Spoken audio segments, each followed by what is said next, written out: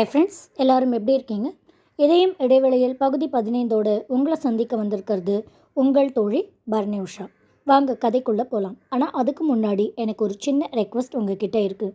நிறையா பேர் இங்கே கொஞ்சம் அங்கே கொஞ்சம் அந்த மாதிரி நீங்கள் எபிசோட்ஸ் கேட்டிருக்கீங்க. அந்த மாதிரி நீங்கள் கேட்டிங்க அப்படின்னாக்க ஆஸ் யூஷுவல் சொல்கிறது தான் உங்களுக்கு கதையோடைய ஓட்டமும் கதாபாத்திரங்களும் புரியாமல் போயிடும். மீராவுடைய பேக்ரவுண்ட் என்ன, அவள் எவ்வளோலாம் கஷ்டப்பட்டிருக்கா, இது எல்லாத்தையும் தெரிஞ்சுக்கிட்டா தான் உங்களுக்கு கதையோடைய அந்த ஃபுல்ஃபில்மெண்ட் அப்படிங்கிறது கிடைக்கும். அதனால் நான் வச்சுக்கிற ஒரே ஒரு சின்ன ரெக்வஸ்ட் என்ன அப்படின்னா, யார் யாரெல்லாம் முதல் எபிசோட்லேருந்து கேட்கலையோ அது 1லேருந்து 14 வரைக்கும் கேட்டு முடிச்சிடுங்க. அதுக்கப்புறமா இப்போ 15க்கு வாங்க கதைக்குள்ளே போகலாம்.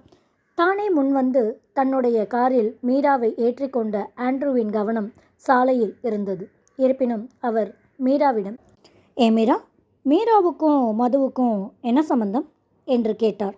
மதுனா கிருஷ்ணர், கிருஷ்ணருடைய பக்தை தான் மீரா, இது தெரியாதோ டாக்டர் என்று சாதுரியமாக சொன்னவளை மனதில் மெச்சிக்கொண்டார் டாக்டர் ஆண்ட்ரூ. அப்போ இந்த மீராவுக்கும் அந்த மதுவுக்கும் என்ன சம்பந்தம் என்று மனதில் தோன்றிய யோசனைகளை அப்போதைக்கு ஓரம் கட்டிவிட்டார். சார், இங்கே தான், தோ இந்த லெஃப்ட் தான், வாங்களேன், உள்ளே வந்துட்டு போங்களேன் என்று அவரையும் அழைத்தாள் மீரா. அம்மாவும் உள்ளே தான் இருக்காங்க என்ற மீராவின் அழைப்பை ஏற்றுக்கொண்டு காரை ஓரம் கட்டிவிட்டு அவரும் அவர் வீட்டுக்கு வந்தார். யார் வந்திருக்கா என்று கேட்டுக்கொண்டே வெளியில் வந்தார் மாமி.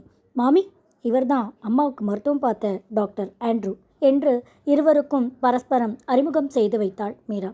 நமஸ்காரம் டாக்டர், உங்களால் தான் இன்னைக்கு வள்ளியம்மா இவ்வளோ தெம்பாக எழுந்து உட்கார்ந்துருக்கா என்று நன்றி கூறினார் மாமி. வணக்கம் மாமி, வள்ளியம்மா என்ன உப்பு காரம் எல்லாம் நல்லா சாப்பிட்றாங்களா என்று கேட்டுக்கொண்டே உள்ளே வந்தார் அவர். இப்போது வள்ளியின் நாடியை பிடித்து பார்த்தார். ரிவ்யூ பார்த்தாச்சுல என்று அவர் கேட்டதற்கு எஸ் டாக்டர் என்று மீரா தான் பதில் சொன்னாள். அப்புறம் என்ன?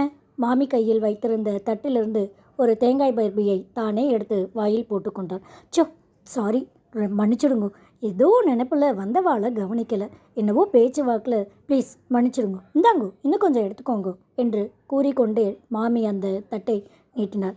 மாமி, எனக்கு ஒன்று மட்டும் பேக் பண்ணி கொடுங்களோ, மதுவுக்கு ரொம்ப பிடிக்கும் என்றார் ஆண்ட்ரூ. டாக்டருக்கா?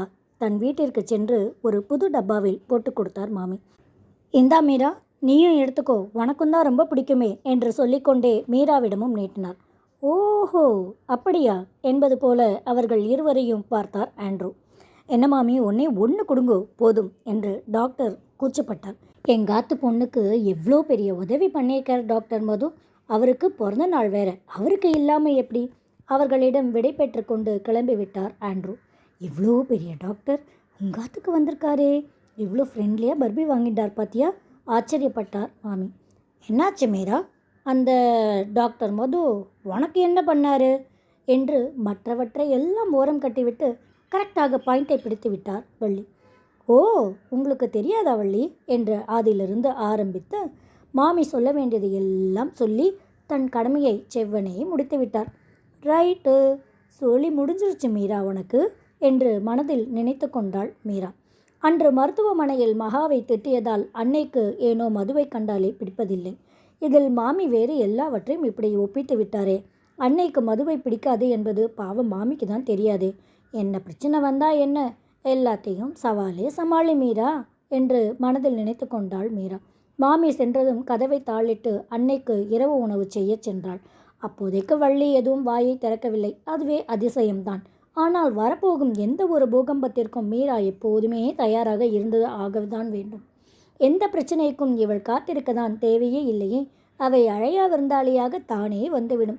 கதவை தாழிட்டு வைத்திருந்தாலும் தான் பெரும்பாலும் அதை அழைத்து வருபவள் வேறு யார்? மகாதான். இப்போதும் அதே போலதான் மகாவிடமிருந்து அழைப்பு வந்தது மீராவுக்கு. பிரகாஷ் வீட்டில் இவளை மீண்டும் பெண் கேட்பதாக சொன்னாள். பிரகாஷ் மீராவுக்கு 20 வயதாக இருக்கும்போது கோவிலில் பார்த்துவிட்டு தானே பெண் கேட்டு வந்தவர்கள். மீராவின் குடும்ப நிலையை பார்த்து தானே திரும்பி பார்க்காமல் ஓடியவர்கள். ரெண்டாவது சொன்னது தான் ரொம்ப பர்ஃபெக்டாக இருக்கும். எங்கள் வீட்டு பையன் பெரிய கம்பெனியில் வேலை பார்க்குறான்.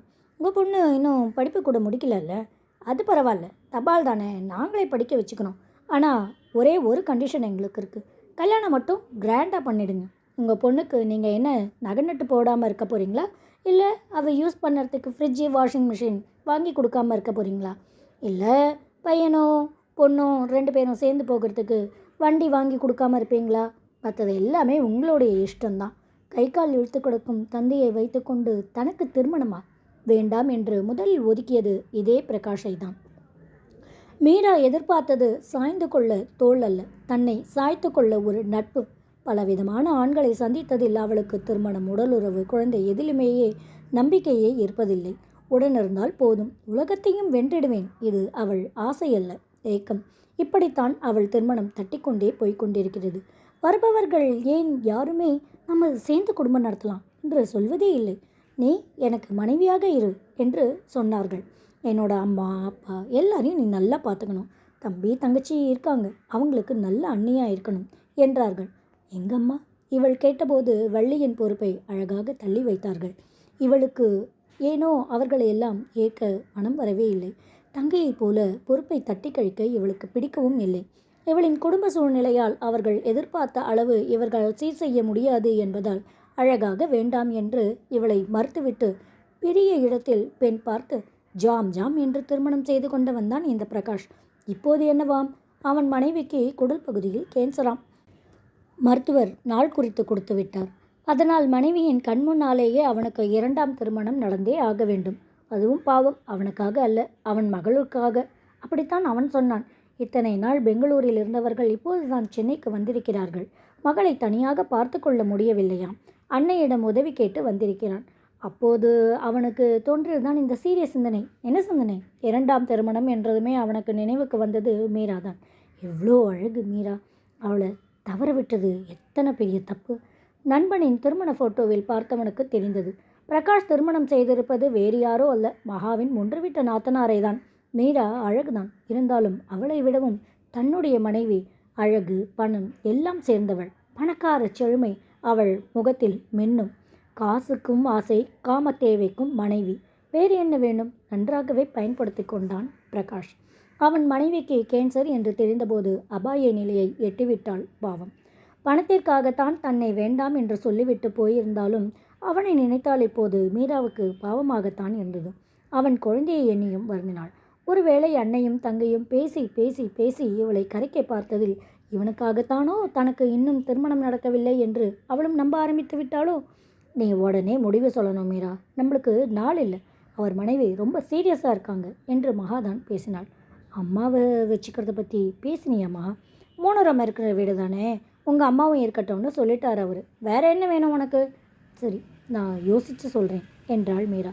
விஷயத்தை அறிந்த வனஜாவுக்கு எங்கோ ஏதோ தவறு இருப்பது போல இருந்தது. ஆத்திரம் பொத்து கொண்டு வந்தது. வேண்டாம் மீரா, எனக்கு என்னவோ இது சரியாக வரும்னு தோணலை. அவரை பற்றி விடு. ஆனால் அந்த குழந்தை, அவளுக்காக தாண்டி நான் மெயினாக ஒத்துக்கிறதே. அந்த குழந்தையுடைய கிராண்ட்ஸ் பேரண்ட்ஸ் பார்த்துப்பாங்க மீரா. பிரகாஷுக்கு அப்பா இல்லை, அவங்க அம்மாவுக்கு குழந்தைய பார்த்துக்கிறதுல இஷ்டமே இல்லையாம். அந்த பொண்ணு சைடில் அம்மா அப்பா யாரும் இல்லை போல். ஒரே ஒரு அண்ணா மட்டும்தானா, அவனும் எங்கேயோ வெளிநாட்டில் இருக்காராம். இந்த குழந்தைய ஏதாவது ரெசிடென்ஷியல் ஸ்கூலில் சேர்த்து விட்டுருங்க அப்படின்னு சொல்லிட்டாராம். அதுக்கு நாம் என்னடி பண்ண முடியும்? அதை பார்த்துக்கிறது பிரகாஷோடைய வேலைடி. இத்தனை வயசு வரைக்கும் கல்யாணம் ஆகாமல் இருந்துட்டு இப்போ போய் எங்கேயாவது நீ மாட்டிக்கக்கூடாது மீரா. அதோட ஆளும் சொட்டை விழுந்து தொப்பையோட. ப்ளீஸ் மீரா, உனக்கு வேண்டாண்டி ப்ளீஸ். நீ டாக்டர் மதுவை மாதிரியே எல்லா ஆண்கள்கிட்டையும் எதிர்பார்க்காதவனும். இந்த வயசுக்கு பெரும்பாலும் ஆண்கள் இப்படி தான் இருப்பாங்க.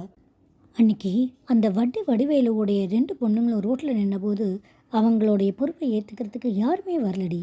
இன்றைக்கி அதே மாதிரி ஒரு பொண்ணு என் கண்ணு முன்னாடியே இருக்கும்போது நான் எப்படி சுயநலமாக யோசிக்க முடியும்? நீயே யோசித்து சொல்லு.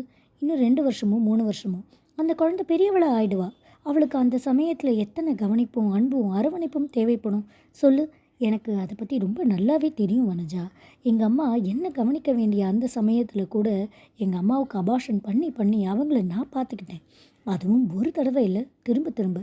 சொல்லி கொண்டிருந்த மீராவுக்கு மூச்சரித்தது. நான் இல்லாமல் வேறு யாரையோ அவர் கல்யாணம் பண்ணிக்கிட்டா அந்த குழந்தையுடைய வாழ்க்கை என்னடி ஆகும்? வர்றவங்க அந்த குழந்தைய நல்லா பார்த்துப்பாங்களா? அந்த குழந்தைக்கு தேவையான பாதுகாப்பு கிடைக்குமா? சொல்லு. இதுக்கெல்லாம் யாருடி? உன்னுடைய தங்க மகாதான் ஸ்கிரிப்ட் ரைட்டிங்கா? எனக்கு என்னவோ இது வேண்டான்னு உள்ளுணர்வு ரொம்ப சொல்லுது மீரா. இது உன்னுடைய பர்சனல் லைஃப், இதுக்கு மேலே நான் எதுவும் தலையிட முடியாது. சாரி மீரா என்று சொல்லிவிட்டு அப்போதே வந்த பஸ்ஸில் ஏறி சென்று விட்டாள் வனஜா. அன்றைய இரவு மீரா ரொம்ப யோசித்தாள். பிரகாஷின் உருவம் மாறித்தான் போய்விடுந்தது. மீராவுக்கு உருவம் முக்கியமில்லை. இரண்டாம் தேரமாய் திருமணம் செய்ய வேண்டுமா? தனக்கு மட்டும் என்ன இளவயதா என்ன? இன்னும் சில மாதங்களோ அல்லது வருடங்களோ நரைமுடி வந்துவிடப் போகிறது. அழகிதான். ஆனால் கையில் பணம் இல்லையே. யாரும் பணம் இல்லாதவர்களை திருமணம் செய்வதில்லையே. எத்தனை சமாதானம் செய்தாலும் மனம் வனஜாவின் அறிவுரையை ஒதுக்க முடியாது என்றே திரும்ப திரும்ப சொல்லியது. அவள் தன்னுடைய குழந்தைகளுக்காக யோசிப்பதைப் போலவே தனக்காகவும் யோசிப்பவள். எத்தனை யோசித்தாலும் தலைவலிதான் வந்ததே தவிர தீர்வு கிடைக்கவில்லை மீராவுக்கு. இத்தனை நேரம் பிரகாஷின் தோற்றத்தை பற்றி நினைத்து கொண்டிருந்தவளுக்கு இப்போது ஏனோ மதுவின் முகமும் கண்முன்னே வந்தது. வல்லாந்து படுத்திருந்தவள் இப்போது பொறுக்களித்து படுத்து கொண்டாள். எவ்வளோ ஸ்மார்ட்டில் அவர், இவ்வளோ கம்பீரம், எத்தனை ஆளுமை. உதடு சிரிக்கிறதுக்கு முன்னாடியே நான் தான் ஃபஸ்ட் அப்படின்னு கண்கள் சிரிச்சிருதில்ல. நெத்தியில் இருக்கிற அந்த மச்சம் 43 வயசாச்சமே, பார்த்தா தெரியவே இல்லையே. பாடி ஃபிட்னஸில் இவ்வளோ கவனம் செலுத்துகிறாரு. எங்கெங்கோ பறந்த மனதை கட்டுப்படுத்த தெரியாதவள் என்ன செய்தாள்? தெரிந்து கொள்ளலாம். இதையும் துடிக்கட்டும். பை.